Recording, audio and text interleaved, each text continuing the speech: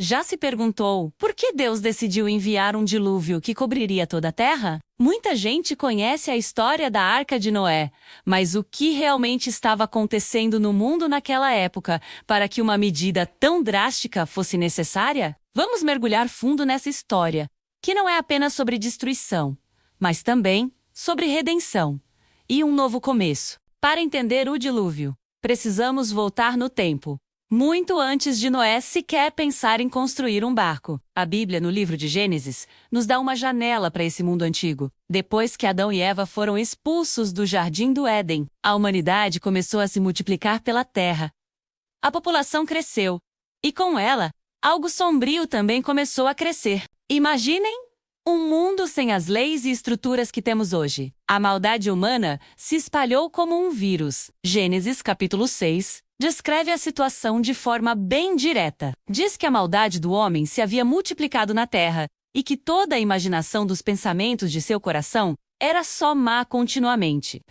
Não era apenas um deslize aqui e outro ali. Era uma corrupção profunda, constante, que dominava o pensamento e as ações das pessoas. A violência, a crueldade, o egoísmo.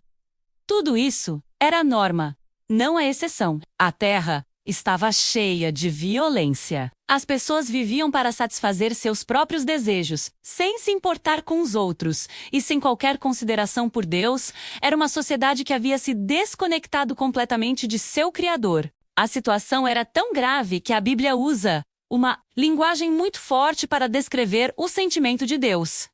Diz que então se arrependeu o Senhor de haver feito o homem sobre a terra e passou-lhe em seu coração. Essa é uma passagem poderosa. Não é um arrependimento no sentido de que Deus cometeu um erro, mas uma expressão de profunda tristeza e dor. Era como um pai vendo seu filho tomar um caminho terrível, sentindo uma dor imensa por causa das escolhas dele. O coração de Deus estava partido ao ver a que ponto sua criação tinha chegado. Nesse cenário de escuridão total, havia uma pequena luz, um homem chamado Noé.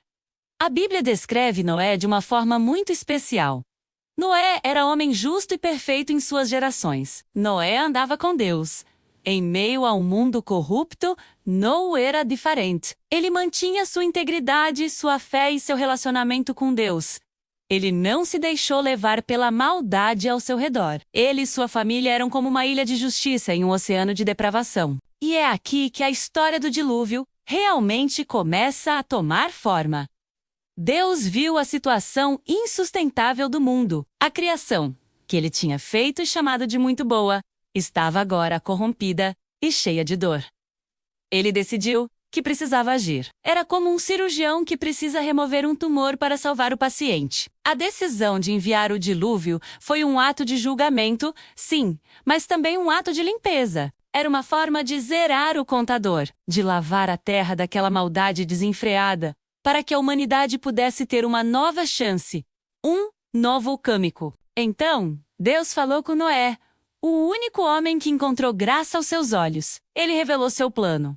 O fim de toda a carne é vindo perante a minha face, porque a terra está cheia de violência, e eis que os desfarei com a terra. Mas junto com a sentença de destruição, veio uma promessa de salvação. Deus instruiu Noé a construir uma arca gigantesca, um navio enorme feito de madeira, e deu a ele as medidas e instruções exatas de como construí-la. Imaginem a cena. Noé começa a construir esse barco imenso, longe de qualquer grande corpo de água. Seus vizinhos devem ter pensado que ele estava louco. Com certeza zombaram dele, riram, o chamaram de maluco. Durante décadas, talvez até 100 anos, Noé e seus filhos trabalharam nesse projeto monumental. E durante todo esse tempo, Noé não estava apenas construindo, ele também estava pregando. O apóstolo Pedro, no Novo Testamento, se refere a Noé como um pregador da justiça. Enquanto construía, ele avisava as pessoas sobre o julgamento que estava por vir e oferecia a elas a chance de se arrependerem e serem salvas. Mas, infelizmente, ninguém o ouviu. Todos continuaram em seus caminhos, ignorando os avisos. A construção da arca era um teste de fé e obediência para Noé.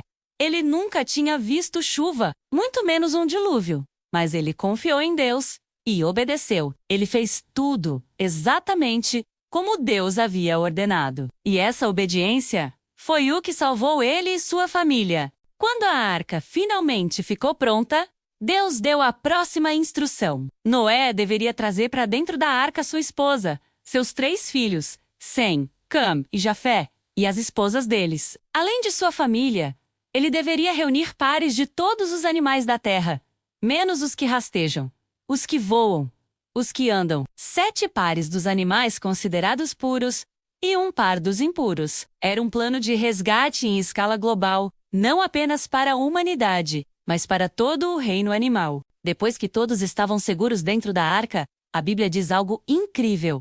E o Senhor o fechou por fora. Foi o próprio Deus quem selou a porta da arca. Aquele ato simbolizava o fim do tempo da graça.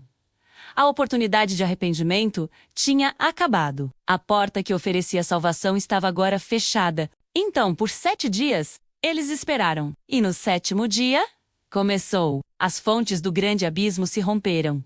E as janelas dos céus se abriram. Não era uma chuva comum. Era um cataclismo. Água jorrando debaixo da terra e caindo do céu, sem parar.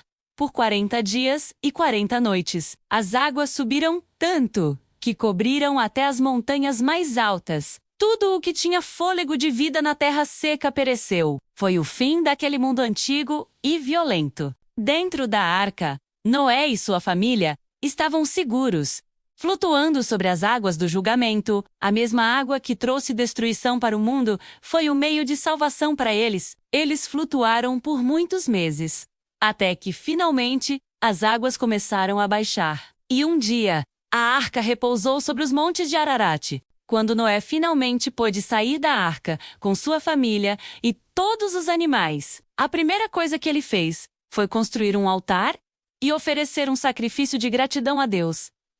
Ele estava agradecido pela salvação, por ter sobrevivido à tempestade e por poder começar de novo. E Deus, ao sentir o aroma agradável do sacrifício, fez uma promessa, uma aliança com Noé e com toda a humanidade. Ele prometeu que nunca mais destruiria toda a vida na terra com um dilúvio. E como sinal dessa promessa, ele colocou o arco-íris nas nuvens. Toda vez que vemos um arco-íris, somos lembrados dessa promessa antiga, um símbolo de esperança e da fidelidade de Deus. Então, respondendo à nossa pergunta inicial, por que Deus enviou o dilúvio?